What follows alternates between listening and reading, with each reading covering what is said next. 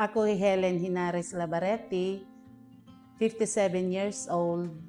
Nag-ukoy ako barangay Bahay, San Miguel Leyte. Ininmed ako 7 nga anak.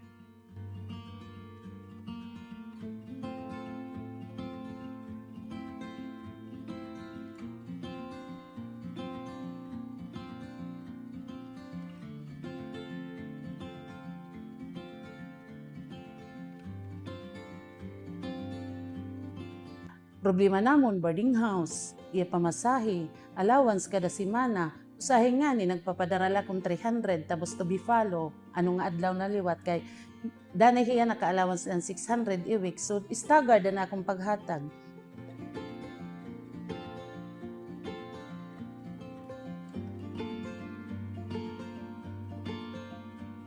Nagpapasalamat po ako kang Congressman Ferdinand Martin Romualdez.